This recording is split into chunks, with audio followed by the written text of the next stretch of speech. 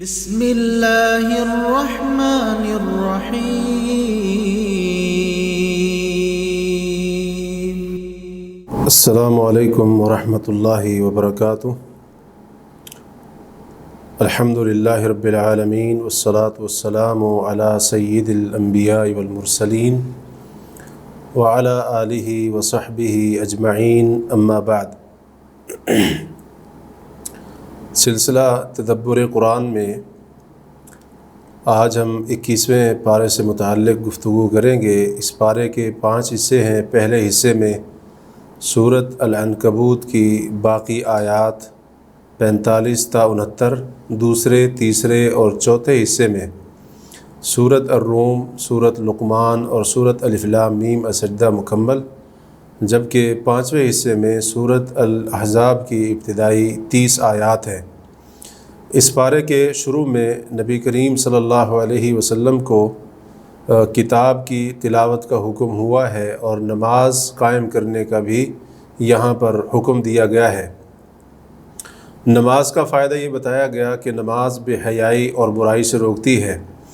اس کے بعد قرآن مجید کی صداقت کے اوپر کچھ دلائل پیش کیے گئے۔ ایک دلیل تو یہ پیش کی گئی کہ ہم نے آپ پر کتاب ویسے نازل کی ہے جیسے پچھلے رسولوں پر کتابیں نازل کی تھیں۔ مطلب یہ ہے کہ کفار کو آپ علیہ الصلاۃ والسلام پر کتاب نازل ہونے پر تعجب نہیں ہونا چاہیے۔ دوسری چیز یہ ذکر کی کہ اہل کتاب میں سے بھی کچھ لوگ اس کتاب پر ایمان لاتے ہیں، اور خود کفار قریش میں سے بھی کچھ لوگ اس کتاب پر ایمان لائے ہیں۔ یہ بھی قرآن کی صداقت کی ایک دلیل ہے۔ اور تیسری دلیل یہاں پر یہ بیان کی کہ اگر نبی صلی اللہ علیہ وسلم، اے نبی صلی اللہ علیہ وسلم، اگر آپ قرآن نازل ہونے سے پہلے آپ پڑھتے اور لکھتے ہوتے تو پھر تو ٹھیک ہے، ان کو شک ہوتا کہ شاید انہوں نے اپنی طرف سے اس کو بنا لیا ہے یا سابقہ کسی کتاب سے اس کو لے لیا ہے۔ لیکن آپ علیہ الصلاۃ والسلام قرآن کے نازل ہونے سے پہلے نہ لکھتے تھے اور نہ ہی پڑھتے تھے۔ اور قرآن کے حق ہونے پر دلالت کرنے والی جو واضح آیات ہیں ان کے بارے میں بیان کیا گیا کہ وہ اہل علم کے سینوں کے اندر محفوظ ہیں۔ کفار نبی صلی اللہ علیہ وسلم سے معجزات طلب کرتے، انہیں یہ جواب دیا گیا کہ اے نبی صلی اللہ علیہ وسلم، آپ ان کو کہہ دیں کہ نشانیوں کا معاملہ اللہ کے پاس ہے، میں تو صرف ڈرانے والا ہوں۔ اور ساتھ ہی یہ بتایا کہ اللہ کی طرف سے اتاری جانے والی کتاب جو ان پر پڑھی جاتی ہے، کیا وہ ان کے لیے کافی نہیں ہے؟ اور اس کتاب کو ایمان والوں کے لیے ہدایت اور رحمت قرار دیا گیا ہے، اور جو باطل پر ایمان لانے والے، اللہ کے ساتھ کفر کرنے والے ہیں، ان کو خسارہ پانے والا کہا گیا ہے۔ اس کے بعد ان کے عذاب کے مطالبے کا ذکر کرتے ہوئے اللہ نے فرمایا کہ اگر مقرر وقت نہ ہوتا تو ان پر عذاب آ جاتا، اور وہ عذاب ان پر اس حالت میں آئے گا کہ ان کو محسوس بھی نہیں ہوگا۔ عذاب تو ان پر آنا ہے، دنیا میں عذاب نہ آیا تو قیامت کے دن جہنم کافروں کو گھیر لے گی اور ہر طرف سے آگ ان کو اپنی لپیٹ میں لے لے گی۔ اس کے بعد ہجرت کی ترغیب دلاتے ہوئے اور موت کا ذکر کرتے ہوئے ایمان والوں اور نیک عمل کرنے والے، صبر کرنے والے، صرف اپنے رب پر توکل کرنے والے، ان کو جنت کے محلات میں ٹھہرانے کا تذکرہ ہوا ہے۔ اس کے بعد اللہ رب العالمین نے اپنی وحدانیت کے اثبات کے لیے کچھ دلائل یہاں پر دیے ہیں۔ ایک دلیل تو یہ پیش کی کہ اللہ تعالیٰ تمہیں ایسے کتنے جاندار ہیں کہ جو اپنی غذا نہیں اٹھائے ہوتے، یا انسان کی طرح وہ اپنی غذا کو کل کے لیے محفوظ نہیں کر سکتے۔ اللہ تعالیٰ تمہیں بھی اور ان کو بھی رزق دیتا ہے۔ اس کے بعد اللہ رب العالمین کی ربوبیت کے بارے میں جب مشرکین سے سوال پوچھے جاتے کہ آسمانوں اور زمین کو کس نے پیدا کیا، سورج چاند کو کس نے مسخر کر رکھا ہے، کون ہے جو آسمان سے پانی اتار کر بنجر زمین کو زندہ کرتا ہے، ان سوالات کا ذکر کیا، اور ان سوالات کا جواب مشرکین مکہ اقرار اور اثبات میں دیا کرتے تھے کہ یہ سارے کے سارے کام صرف اللہ تعالیٰ ہی کرتا ہے۔ لیکن اللہ نے فرمایا کہ اکثر لوگ سمجھتے نہیں ہیں۔ مطلب یہ اللہ کی ربوبیت میں اللہ کو اکیلا مانتے ہیں، لیکن اللہ کی الوہیت میں، عبادت میں مخلوق کو شریک بنا رکھا ہے۔ تو یہ ان کی کم فہمی اور کم عقلی ہے۔ اس کے بعد اللہ تعالیٰ نے دنیا کی حقیقت کو واضح کرتے ہوئے فرمایا کہ دنیا کھیل تماشا ہے اور آخرت کی زندگی دائمی اور اصل زندگی ہے۔ اور مشرکین کی ایک عادت جو تھی اس کا ذکر کیا کہ کشتی میں جب سوار ہوتے تو صرف اللہ کو پکارتے، اور جب اللہ تعالیٰ انہیں سمندر سے اور اس کی لہروں سے نجات دے دیتا تو وہ خشکی پر آنے کے بعد اللہ کے ساتھ شرک کرنے لگ جاتے۔ اس کے بعد اپنی کچھ نعمتوں کا ان کے اوپر ذکر کیا کہ اللہ نے ان کے لیے حرم کو باامن بنایا ہے، اور ان کی حالت یہ ہے کہ وہ باطل پر ایمان لاتے ہیں، اللہ کی نعمتوں کے ساتھ کفر کرتے ہیں اور اللہ تعالیٰ کے اوپر جھوٹ بھی باندھتے ہیں، جس کی بنا پر یہاں اللہ پر جھوٹ باندھنے والوں یا حق کے جھٹلانے والوں کو سب سے بڑا ظالم قرار دیا گیا ہے۔ اور اس آیت کے اوپر اس صورت کا اختتام ہوا ہے، وَالَّذِينَ جَاهَدُوا فِينَا لَنَهْدِيَنَّهُمْ سُبُلَنَا، اور جو ہمارے لیے کوشش کرتے ہیں ہم ضرور اپنے راستے ان کے لیے آسان کر دیتے ہیں، اپنے راستوں کی طرف ان کی ضرور رہنمائی کرتے ہیں۔ وَإِنَّ اللَّهَ لَمَعَ الْمُحْسِنِينَ، اور یقیناً بلا شبہ اللہ تعالی محسنین نیکی کرنے والوں کے ساتھ ہے۔ اس کے بعد اس پارے کا دوسرا حصہ شروع ہو رہا ہے اور وہ سورۃ الروم ہے۔ اس سورت کا بنیادی موضوع اللہ تعالیٰ کی نشانیاں ذکر کر کے توحید کو ثابت کرنا اور شرک کا رد کرنا ہے۔ سورت کی ابتدا اس واقعے کی طرف اشارے سے ہوئی ہے کہ جب رومیوں کو ایرانیوں کے ہاتھ سے شکست ہوئی۔ یہاں پر اللہ نے بتایا کہ رومی عنقریب چند سالوں میں ہی غالب آ جائیں گے، تو اس دن اہل ایمان خوش ہوں گے، اور پھر ایسا ہی ہوا جیسے قرآن کے اندر بتایا گیا ہے۔ تو یہ دلیل ہے اس بات کی کہ قرآن اور نبی کریم علیہ السلام سچے ہیں۔ تو قرآن کی اور نبی صلی اللہ علیہ وسلم کی صداقت کی یہ ایک واضح دلیل ہے۔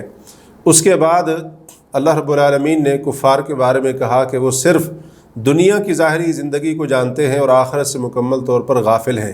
پھر انہیں آسمانوں اور زمین کی بامقصد تخلیق پر غور و فکر کرنے کی دعوت دی گئی، اور یہ واضح کیا گیا کہ اکثر لوگ آخرت کے منکر ہیں اور اللہ تعالیٰ کی آیات کو جھٹلانے، ان کا مذاق اڑانے والی پچھلی ہلاک شدہ اقوام جو کہ جسمانی قوت، زمین سے فائدہ اٹھانے، بڑے بڑے اور مضبوط محلات، رہائش گاہیں بنانے میں اور زمین کو آباد کرنے میں ان کے لحاظ سے ان سے کہیں زیادہ تھیں، تو اللہ تعالیٰ نے ان سے عبرت پکڑنے کی ترغیب دلائی ہے کہ ان سے تم عبرت پکڑو۔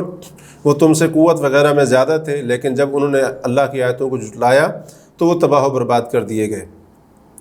اس کے بعد نئے سرے سے پیدا کرنے کو دوبارہ زندہ کرنے کی دلیل کے طور پر اللہ تعالیٰ نے پیش کیا ہے، جیسا کہ آگے چل کر اسی صورت میں ایک جگہ فرمایا وَهُوَ الَّذِي يَبْدَأُ الْخَلْقَ ثُمَّ يُعِيدُهُ وَهُوَ أَهْوَنُ عَلَيْهِ، کہ اللہ تعالیٰ وہ ہے کہ جو مخلوق کو نئے سرے سے بناتا ہے پھر اس کو لوٹائے گا، یعنی دوبارہ پیدا کرے گا، اور دوبارہ پیدا کرنا، دوبارہ اس کو لوٹانا یہ اللہ کے لیے بڑا آسان ہے۔ اور ساتھ ہی قیامت کے دن مجرموں کے مایوس ہو جانے کا ذکر ہے کہ وہ مایوس ہو جائیں گے کہ عذاب سے ان کی جان نہیں چھوٹے گی، اور اس بات کا بھی ذکر ہوا ہے کہ شریکوں میں سے کوئی ان کا سفارشی نہیں ہوگا، بلکہ وہ ان سے برات کریں گے، بیزاری کا اعلان کریں گے۔ قیامت کے دن لوگوں کے تقسیم ہو جانے کا بیان ہے کہ ایک گروہ اہل ایمان اور نیک عمل کرنے والوں کا ہوگا کہ جنہیں جنت کے اندر عزت دی جائے گی اور وہاں پر انہیں خوش کیا جائے گا۔ دوسرا گروہ کافروں، اللہ کی آیتوں اور آخرت کو جھٹلانے والوں کا ہوگا جنہیں عذاب کے اندر حاضر کیا جائے گا۔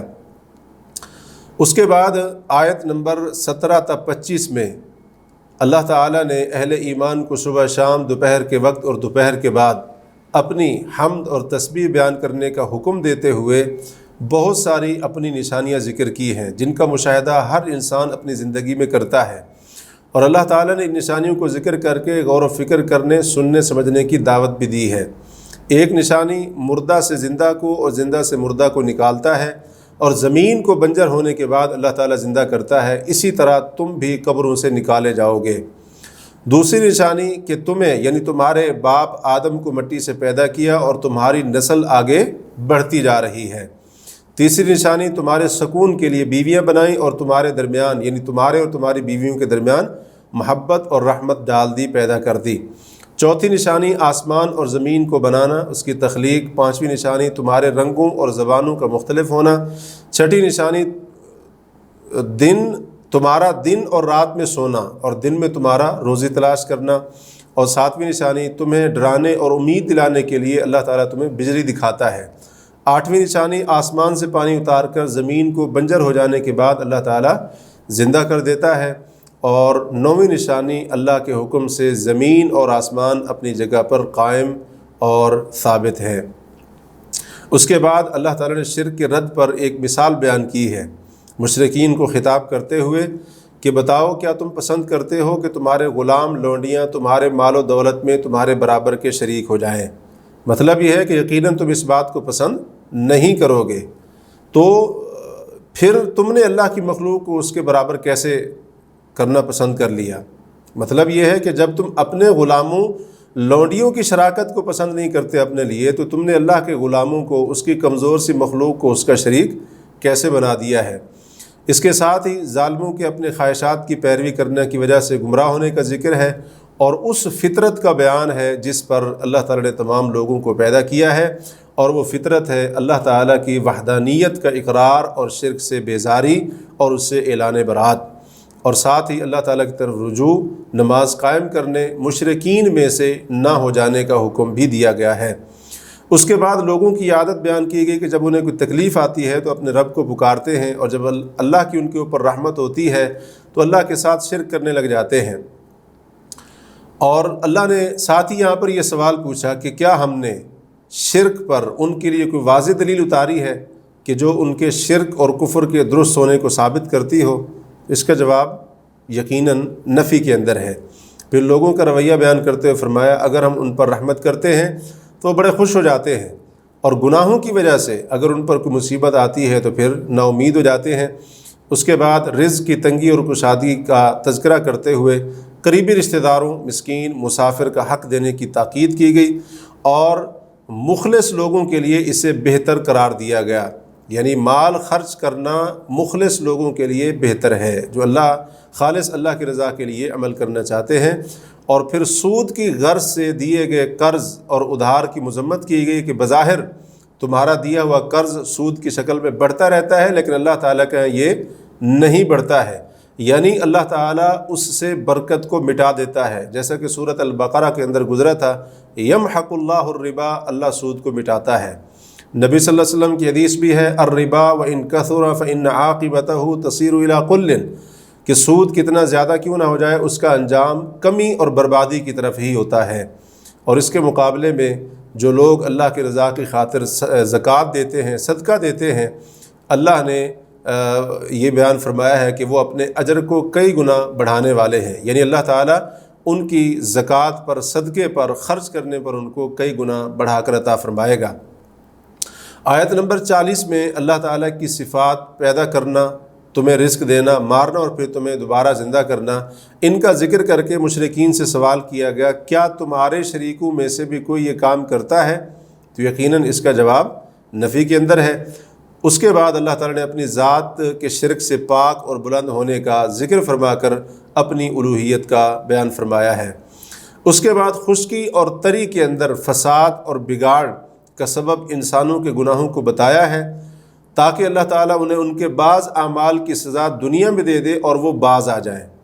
مطلب یہ کہ ایک حکمت بیان کی جا رہی ہے کہ سمندر کے اندر اور اسی طرح سے خشکی کے اندر یہ مختلف قسم کی آفتیں، تکلیفیں جو آتی رہتی ہیں، تو اس کی ایک حکمت یہ بھی ہے تاکہ انسان آگاہ ہو جائے اور اپنی غفلت کی نیند سے جاگ جائے اور وہ باز آ جائے اور توبہ کر لے، تاکہ وہ آخرت کے عذاب سے بچ سکے۔ پھر گزشتہ قوموں کے انجام پر غور و فکر کرنے کی دعوت دیتے ہوئے اللہ رب العالمین نے فرمایا کہ ہم نے مجرموں سے کیسے انتقام لیا اور اہل ایمان کی مدد ہمارے ذمہ حق ہے۔ پھر اس دن سے پہلے صحیح دین اسلام پر قائم رہنے کا حکم ہوا کہ جس دن کے آنے کو کوئی ٹال نہیں سکتا ہے، اس دن کافروں کو ان کے کفر کی وجہ سے سزا، جبکہ اہل ایمان کو ان کے نیک اعمال کا اچھا بدلہ ملے گا۔ اس کے بعد اللہ تعالیٰ نے اپنی ایک عظیم نشانی ہواؤں کا ذکر کیا کہ اللہ تعالیٰ ہواؤں کے ذریعے کشتیاں چلاتا ہے، اور انہی ہواؤں کو اللہ تعالیٰ اپنی رحمت یعنی بارش سے پہلے خوشخبریاں بنا کر بھیجتا ہے، اور یہ ہوائیں بادلوں کو بکھیر کر فضا کے اندر پھیلا دیتی ہیں، اور پھر اس سے بارش برستی ہے، جس کی وجہ سے لوگ جو پہلے نا امید ہو چکے تھے وہ خوش ہو جاتے ہیں، یعنی بارش برسنے پر وہ خوش ہو جاتے ہیں۔ اور اس کے نتیجے میں بنجر زمین کے زندہ ہونے کو اللہ تعالیٰ نے مردوں کے زندہ ہونے کی دلیل کے طور پر ذکر کیا ہے۔ یعنی جیسے اللہ تعالیٰ بارش برسا کر بنجر زمین کو زندہ کر دیتا ہے، ویسے اللہ مردوں کو بھی زندہ کرے گا قیامت کے دن۔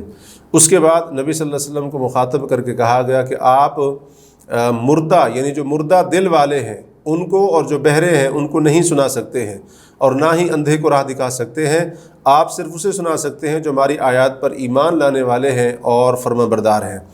اس کے بعد انسان کی کمزوری کا بیان ہے کہ اللہ تعالیٰ نے تمہیں کمزوری یعنی نطفے سے پیدا کیا، پھر قوت عطا فرمائی یعنی جوانی کی قوت عطا فرمائی، پھر قوت کے بعد بڑھاپا اور کمزوری دے دی۔ وہ جو چاہتا ہے پیدا کرتا ہے، وہ خوب جاننے والا اور خوب قدرت رکھنے والا ہے۔ مطلب یہ کہ جو رب ان باتوں کے اوپر قادر ہے وہ تمہیں مارنے کے بعد دوبارہ زندہ کرنے کی بھی قدرت رکھتا ہے۔ اس کے بعد قیامت کے دن مجرموں کو دوبارہ اٹھائے جانے اور قسمیں اٹھا کر یہ کہنے کا بیان ہے کہ ہم تو دنیا میں صرف ایک گھڑی رہے تھے۔ اس دن ظالموں کی معذرت انہیں کوئی فائدہ نہیں دے گی اور نہ ہی انہیں مہلت دی جائے گی۔ اور اس کے بعد کافروں کی ہٹ دھرمی کا بیان ہے کہ اگر آپ ان کے پاس کوئی نشانی لے کر آ جائیں تو وہ اسے باطل کہیں گے، اور جو علم نہیں رکھتے ہیں، جاہل ہیں، ان کے دلوں پر مہر لگا دیے جانے کا ذکر بھی یہاں پر ہوا ہے۔ اور اس آیت کے اوپر اس صورت کا اختتام ہوا ہے۔ اللہ نے فرمایا فَاصْبِرْ إِنَّ وَعْدَ اللَّهِ حَقٌّ، اے نبی صلی اللہ علیہ وسلم آپ صبر کریں، یقیناً اللہ تعالیٰ کا وعدہ حق اور سچ ہے۔ وَلَا يَسْتَخِفَّنَّكَ الَّذِينَ لَا يُوقِنُونَ، اور جو آخرت پر یقین نہیں رکھتے ہیں وہ آپ کو دین سے ہرگز نہ ہٹائیں۔ یعنی اگر وہ ایمان یقین نہیں بھی رکھتے ہیں، آخرت پر ایمان نہیں بھی لاتے ہیں، تو آپ اللہ کے دین کے اوپر ثابت قدم رہیں اور اس کے اوپر ڈٹے رہیں۔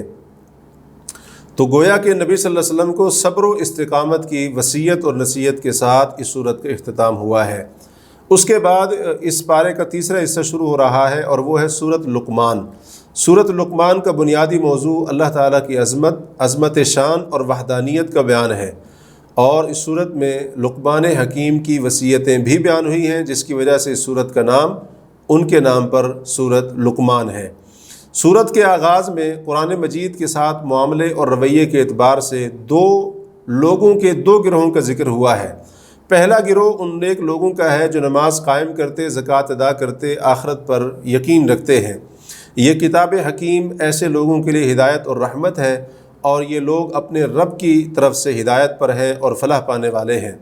ان کے مقابلے میں دوسرا گروہ، ان کی کیفیت یہ ہوتی ہے کہ وہ قرآن سے لوگوں کو روکنے کے لیے، دور کرنے کے لیے، گمراہ کرنے کے لیے لہو الحدیث یعنی گانا بجانا اور گانے بجانے کے آلات خریدتے ہیں اور اللہ کی آیتوں کا مذاق اڑاتے ہیں۔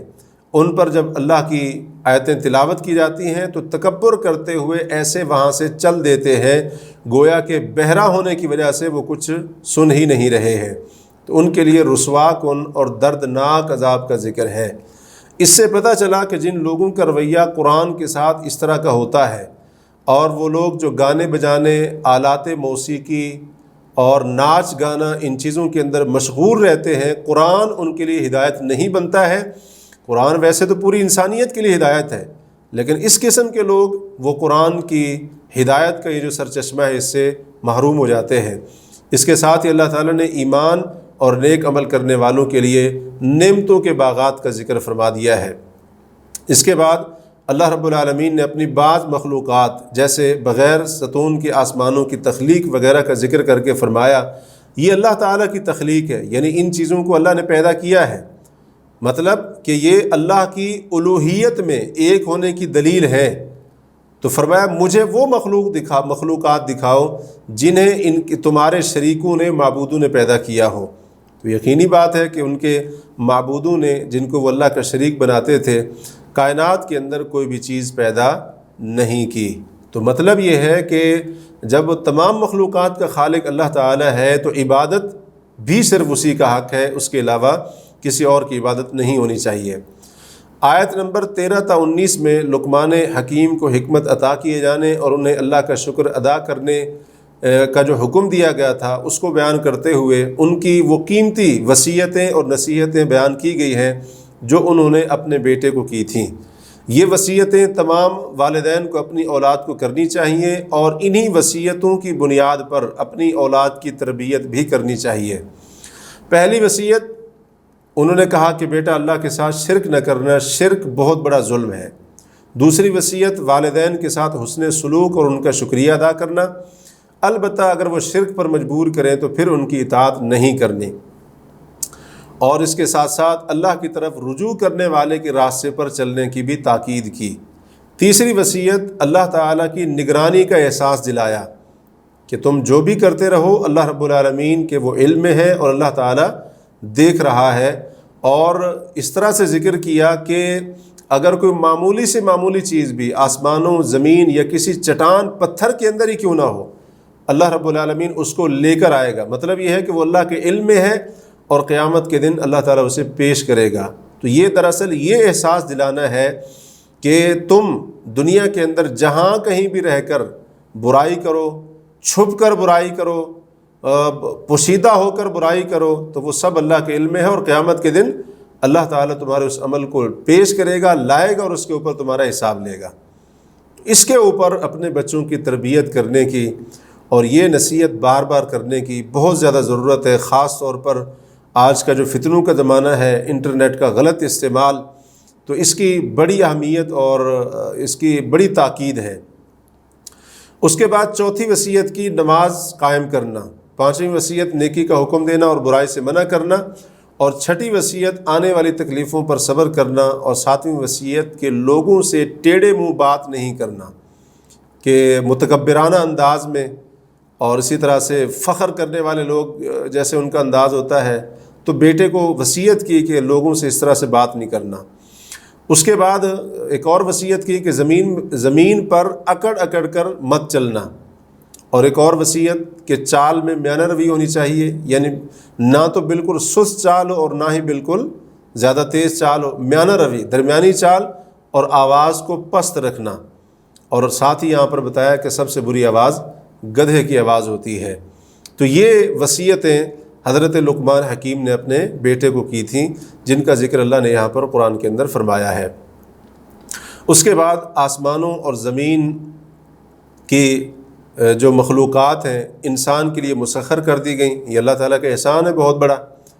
جیسے آسمانوں کی مخلوقات، سورج، چاند، ستارے وغیرہ، اور زمین کی مخلوقات، چوپائے وغیرہ، تو یہ انسان کی خدمت کے اندر لگے ہوئے ہیں، انسان کے فائدے کے لیے بنائے گئے ہیں۔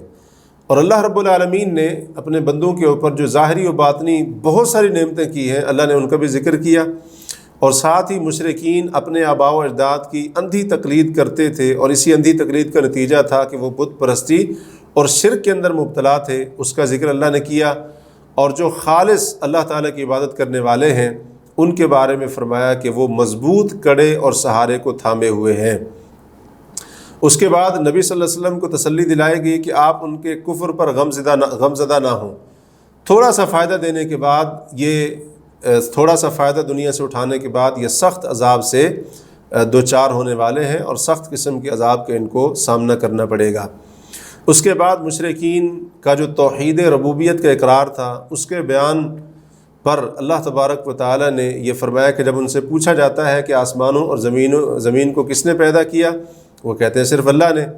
اور اس کے ساتھ اللہ تعالیٰ کی شان بیان ہوئی کہ زمین کے سارے درختوں کی اگر کلمے بنا دی جائیں، 7 سمندر سیاہی کے بنا کر اللہ کی شان لکھنی شروع کر دی جائے، یہ سب ختم ہو جائے گا، لیکن اللہ کی شان والے کلمات ختم نہیں ہوں گے۔ سبحان اللہ۔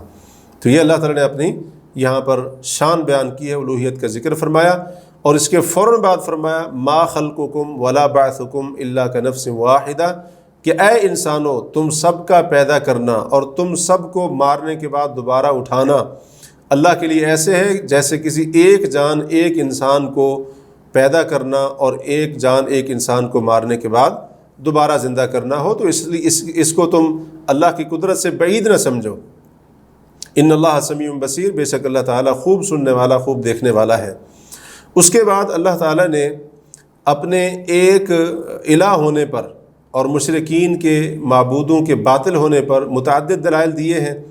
ایک دلیل یہ دی کہ اللہ دن کو رات میں اور رات کو دن میں داخل کرتا ہے۔ ایک دلیل یہ دی کہ سورج چاند کو مسخر اللہ نے کر دیا، کہ ان میں سے ہر ایک اپنے ایک مقرر وقت تک دوڑ رہا ہے، چل رہا ہے۔ اور ساتھ ہی اللہ نے فرمایا کہ اللہ تمہارے تمام اعمال سے باخبر ہے، اور کشتی سمندر میں اللہ کی نعمت اور احسان کے ساتھ چلتی ہے، اللہ نے یہ بھی ذکر کیا۔ اور پھر اللہ تعالیٰ نے تمام انسانوں کو خطاب کرتے ہوئے فرمایا کہ اپنے رب سے ڈر جاؤ، اس دن سے ڈر جاؤ کہ جس دن اولاد والدین اپنی اولاد کو کچھ فائدہ نہیں دے سکیں گے۔ اور ساتھ ہی اللہ تعالیٰ نے یہ فرمایا کہ فلا تغرنکم الحیات الدنیا، کہ اے لوگو دنیا کی زندگی ہرگز تمہیں دھوکے میں نہ ڈالے، دنیا کی زندگی کے دھوکے میں آ کر تم اس دن کو بھول مت جانا اور اس کا انکار مت کر دینا۔ اور اسی طرح سے ولا یغرنکم باللہ الغرور، دھوکے باز شیطان بھی تمہیں اس دن کے بارے میں دھوکے کے اندر نہ ڈالے، یعنی اس کی چال بازیوں سے آگاہ رہنا۔ وہ دنیا تمہارے سامنے خوبصورت بنا کر پیش کرے گا اور تمہارے دل کے اندر یہی ڈالے گا کہ تم اسی دنیا کے اندر رہو گے، اگر مر بھی گئے تو تمہیں دوبارہ زندہ نہیں ہونا ہے۔ تو یہ اس کی دھوکے بازیاں اور چال بازیاں ہوں گی، تو تم نے اس کی چال بازیوں سے آگاہ رہنا ہے، کیونکہ اس کا کام ہی دھوکہ دینا ہے۔ اس کے بعد یہ جو صورت ہے، اس کا اختتام اس آیت کے اوپر ہو رہا ہے کہ جس کے اندر 5 چیزیں بیان کی گئیں۔ اللہ کے پاس قیامت کا علم ہے، اللہ بارش کو برساتا ہے، رحموں کے اندر جو کچھ ہوتا ہے وہ سب اللہ کے علم میں ہے۔ اور چوتھی چیز کہ کل بندے نے کیا کرنا ہے اس کا علم نہیں ہے بندے کو۔ اور 5ویں چیز کہ کسی جان کو نہیں معلوم کہ کس زمین پر، یعنی زمین کے کس حصے پر اس کو موت آنے والی ہے۔ تو ان کو احادیث کے اندر غیب کی کنجیاں کہا گیا ہے، اور کہا گیا کہ اللہ کے سوا کسی کو بھی ان کا علم نہیں ہے۔ اس کے بعد اس پارے کا چوتھا حصہ شروع ہو رہا ہے، اور وہ ہے سورۃ الف لام میم السجدہ۔ اس سورت کی اہمیت یہ ہے کہ نبی صلی اللہ علیہ وسلم ہر جمعہ کے دن نماز فجر کی پہلی رکعت میں اس کی تلاوت کیا کرتے تھے۔ اسی طرح ایک حدیث کے اندر رات کو سونے سے پہلے اس کے پڑھنے کا ذکر بھی موجود ہے۔ اس سورت کا بنیادی موضوع آخرت کا اثبات ہے، اور اس دن مجرموں اور مومنوں کا جو انجام ہے وہ بیان کیا گیا ہے۔ سورت کے شروع میں قرآن مجید کی حقانیت اور کافروں کا اسے بنگھڑت کہنا اس کا ذکر ہوا۔ اللہ تعالیٰ کا تعارف اس طرح سے کرایا گیا کہ اس نے زمین و آسمان جو ان کے درمیان ہے اس کو 6 دن کے اندر پیدا کیا، اور اللہ تعالیٰ عرش پر مستوی ہے۔ اللہ کے سوا تمہارا کوئی کارساز اور سفارشی نہیں ہے۔ اللہ کے مدبر ہونے کا ذکر کرتے ہوئے اللہ تعالیٰ کے عالم الغیب و شہادہ ہونے کا وصف بھی بیان کیا گیا ہے۔ اس کے بعد انسان کو حقیر پانی کے خلاصے سے پیدا کرنا، اس میں روح پھونکنا، اور اس کے لیے کان، آنکھ اور دل پیدا کرنا، اس کا ذکر ہوا۔ ساتھ ہی فرمایا کہ بہت کم لوگ شکر گزار ہیں۔ اس ناشکری کا ایک مظہر یہ بھی ہے کہ اکثر لوگ دوبارہ زندہ کیے جانے کا انکار کرتے ہیں اور اس پر حیران ہوتے ہیں۔ اللہ تعالیٰ نے قیامت کے دن مجرموں کی کیفیت بیان فرمائی کہ وہ اپنے سروں کو جھکائے ہوئے ہوں گے، اور آنکھوں سے سب کچھ دیکھ کر انہیں یقین آ جائے گا، اور اللہ تعالیٰ سے دنیا میں جانے کی مہلت مانگیں گے کہ ہم دنیا میں جا کر نیک عمل کر کے آئیں گے، لیکن انہیں ہمیشہ کے عذاب کے اندر ڈال دیا جائے گا۔ پھر یہاں پر اللہ نے یہ اعلان فرمایا کہ مومن اور فاسق دونوں برابر نہیں ہو سکتے ہیں، کیونکہ اللہ کی آیات پر ایمان رکھنے والا اور اللہ کی آیتوں کے ساتھ جب مومن کو نصیحت کی جائے تو اس نصیحت پر سجدہ ریز ہو جانے والا، اپنے رب کی حمد و ثنا اور تسبیح بیان کرنے والا، تکبر نہ کرنے والا، راتوں کو اپنے پہلو کو بستر سے الگ کرنے والا، یعنی راتوں کو اٹھ کر قیام کرنے والا، اپنے رب کو خوف اور امید کے ساتھ پکارنے والا، اور اللہ کے دیے ہوئے میں سے اس کی راہ میں خرچ کرنے والا، یہ مومن ہے، اور اس کے لیے ہمیشہ کی جنت ہے، اور اس کے لیے ایسی آنکھوں کی ٹھنڈک پوشیدہ اور مخفی رکھی گئی ہے جو کسی کو بھی معلوم نہیں ہے۔ اس کے مقابلے میں فاسقوں کا ٹھکانہ جہنم کی آگ ہوگی، اور وہاں سے ان کو نکلنے نہیں دیا جائے گا۔ تو جب دونوں کا انجام الگ الگ ہے تو یہ دونوں برابر کیسے ہو سکتے ہیں؟ اس کے بعد اس صورت کے آخر میں پچھلی قوموں کی ہلاکت کا حوالہ دے کر کفار مکہ کو تنبیہ کی گئی ہے۔ اس کے بعد اس پارے کا 5واں اور آخری حصہ شروع ہو رہا ہے، اور وہ ہے سورۃ الاحزاب۔ سورۃ الاحزاب، اس کے اندر غزوہ احزاب، جسے غزوہ خندق بھی کہا جاتا ہے، جو کہ 5 ہجری کے اندر ہوا، اس کی ابتدا میں اس کے کچھ حالات بیان کیے گئے، اور اس کے علاوہ امہات المومنین کو نصیحتیں اور نکاح عدت سے متعلق کچھ احکامات، یہ چیزیں اس صورت کے اندر بیان ہوئی ہیں، اور پھر نبی علیہ الصلوۃ والسلام کے حوالے سے کچھ آداب بھی ذکر ہوئے ہیں اس صورت کے اندر۔ تو یہ اس صورت کا موضوع ہے۔ صورت کی ابتدا کے اندر زمانہ جاہلیت کی 2 رسموں کی تردید کی گئی ہے۔ ایک رسم تھی رسم زہار. زہار یعنی بندہ اپنی بیوی کو اپنی ماں کی طرح قرار دے دیتا اور اس کو طلاق سمجھا جاتا تھا. اللہ نے اس کا رد فرمایا کہ تمہاری جو بیویاں ہیں وہ تمہاری مائیں نہیں ہو سکتی ہیں. دوسری رسم تھی تبنی، جس کو کہا جاتا تھا. تبنی یعنی منہ بولا بیٹا کسی کو بنانا. تو منہ بولا بیٹا جو جس کو بنا لیتا تھا تو اس کے لیے سگے بیٹے، حقیقی بیٹے والے احکام ہوتے تھے. تو اللہ تعالیٰ نے اس کے بارے میں فرمایا کہ تمہارے منہ بولے بیٹوں کو اللہ رب العالمین نے تمہارا حقیقی اور سگا بیٹا نہیں بنایا ہے. تو صحابہ کرام رضی اللہ عنہم کی قرآن کی پیروی کی بڑی عظیم مثال یہاں پر دی جا سکتی ہے کہ جب یہ آیت نازل ہوئی، اس آیت سے پہلے صحابہ کرام حضرت زید بن حارثہ کو زید بن محمد کہا کرتے تھے، کیونکہ نبی صلی اللہ علیہ وسلم نے حضرت زید کو اپنا بیٹا بنا لیا تھا. لیکن جیسے ہی آیت نازل ہوتی ہے کہ تمہارا اپنے اللہ نے حکم دیا ادعوہم لآبائہم هو اقسط عند اللہ، کہ اپنے منہ بولے بیٹوں کو ان کے باپوں کی طرف نسبت کر کے تم بلاؤ، یہی اللہ کے ہاں زیادہ انصاف والی بات ہے. تو صحابہ کرام نے زید بن محمد سے ان کو دوبارہ زید بن حارثہ کہنا شروع کر دیا. اس کی ان دونوں رسموں کی تردید کرنے سے پہلے تمہید کے طور پر اللہ نے فرمایا کہ اللہ نے کسی انسان کے دل کے اندر دو دل نہیں رکھے ہیں. یعنی جیسے دو دل نہیں ہو سکتے ہیں ویسے ہی ایک عورت ایک ہی وقت میں بیوی بھی ہو اور ماں بھی ہو، ایسا نہیں ہو سکتا ہے. اور جیسے کسی انسان کے دل کے اندر جسم کے اندر پیٹ کے اندر دو دل نہیں ہو سکتے ہیں، ویسے ہی ایک جو لڑکا ہے بچہ ہے وہ کسی کا منہ بولا بیٹا بھی ہو اور سگا بیٹا بھی ہو. تو جیسے یہ چیز نہیں ہو سکتی ہے ویسے یہ بھی نہیں ہو سکتی ہے. اس کے بعد غزوہ احزاب کا ذکر کرتے ہوئے اللہ تعالیٰ نے اس دن جو مسلمانوں کو تنگی اور پریشانی اور خوف کا سامنا کرنا پڑا اس کا ذکر فرمایا. اور پھر یہاں پر منافقین کی حالت بھی بیان ہوئی کہ وہ بہانے بنا کر مدینہ کے اندر ٹھہرنے کی اجازت مانگنے لگے اور کہا کہ ہمارے گھر خالی پڑے ہوئے ہیں. تو جو لشکر آئے کفار کے ان کو دیکھ کر انہوں نے کہا کہ ان کو یعنی نبی صلی اللہ علیہ وسلم اور صحابہ کو ان کے دین نے دھوکے کے اندر ڈال دیا ہے، اللہ اور اس کے رسول نے جو ہے نا ہم سے دھوکے والے وعدے کیے تھے، نعوذ باللہ من ذالک. تو یہیں پر اہل ایمان کا سچے مومنین صحابہ کرام کا کردار بھی بیان ہوا. منافقین اللہ اور اس کے رسول کے وعدوں کو دھوکہ کہہ رہے تھے، نعوذ باللہ من ذالک. صحابہ کرام رضی اللہ عنہ کے بارے میں اللہ نے فرمایا کہ وَلَمَّا رَأَى الْمُؤْمِنُونَ الْأَحْزَابَ قَالُوا هَذَا مَا وَعَدَنَا اللَّهُ وَرَسُولُهُ. جب مومنوں نے ان لشکروں کو دیکھا تو اہل ایمان نے ان کو اتنا یقین تھا اللہ اور اس کے رسول کے وعدوں پر، کہا کہ یہ وہ چیز ہے جس کا وعدہ اللہ اور اس کے رسول نے ہم سے کیا تھا. اور پھر منافقین کی بزدلی اور اسی طرح سے ان کا دوسروں کو روکنا، اس کا بھی ذکر ہوا. مسلمانوں کو کہا گیا تمہارے لیے اللہ کے رسول صلی اللہ علیہ وسلم اسوہ حسنہ ہے. اور اسی طرح سے کفار کے مغلوب ہونے، اہل کتاب جو ہے خیبر والے یہودی جو تھے ان کے جو مال تھے، اسی طرح سے زمینیں تھیں، ان کے بارے میں بھی اللہ تعالیٰ نے پیشگی طور پر خوشخبری عطا فرما دی کہ عنقریب وہ تمہیں ملنے والی ہے. تو یہ ساری باتوں کی طرف اشارہ ہوا ہے. اور اس درمیان میں جو سچے مومن ہیں ان کے بارے میں بھی ذکر کیا کہ مومنوں میں سے کچھ ایسے مرد بھی ہیں، ایسے لوگ بھی ہیں جنہوں نے اللہ کے ساتھ کیے گئے وعدوں کو سچ کر دکھایا. تو ان میں سے کچھ ایسے ہیں جنہوں نے اپنی نظر پوری کر دی اور کچھ ایسے ہیں جو انتظار کر رہے ہیں. وما بدلوا تبدیلا، انہوں نے کسی قسم کی تبدیلی نہیں کی ہے. تو اس سے ہمیں یہ سبق مل رہا ہے کہ ہم اپنے رب کے ساتھ جو وعدے کریں ان کو ہم سچا کر کے دکھائیں، اسی کے اندر ہماری فلاح اور کامیابی ہے.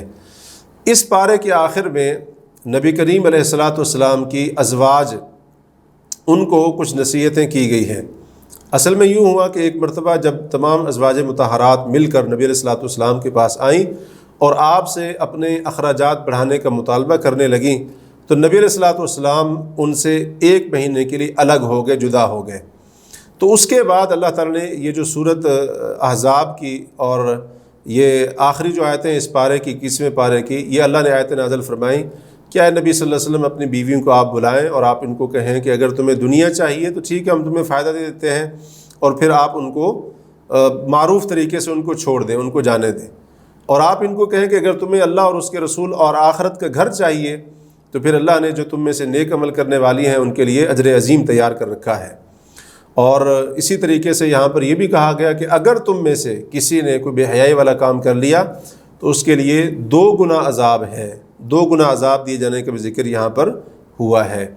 حضرت عائشہ صدیقہ رضی اللہ عنہ پر سب سے پہلے یہ آیتیں اللہ کے رسول نے تلاوت کی اور ان سے کہا کہ اپنے والدین سے آپ مشورہ کر لیں، تو سیدہ عائشہ صدیقہ نے جواب دیا، اللہ کے رسول کیا آپ کے بارے میں والدین سے مشورہ کروں؟ میں اللہ، اس کے رسول اور آخرت کے گھر کو ترجیح دیتی ہوں۔ یہ حضرت عائشہ رضی اللہ عنہ کی فقاہت کی اور ان کی فضیلت کی بہت بڑی دلیل ہے۔ تو اس ازواج مطہرات کی کو جو نصیحت کی گئی تھی، اس کے اوپر اس پارے کا اختتام ہوا ہے۔ اس تعلق سے باقی جو نصیحتیں تھیں ان کا ذکر اگلے 22ویں پارے کے شروع کے اندر آئے گا۔ اللہ تعالیٰ سے دعا ہے اللہ رب العالمین ہمیں ان باتوں پر غور و فکر کرنے کے بعد ان پر عمل کرنے کی توفیق عطا فرمائے۔ وباللہ التوفیق۔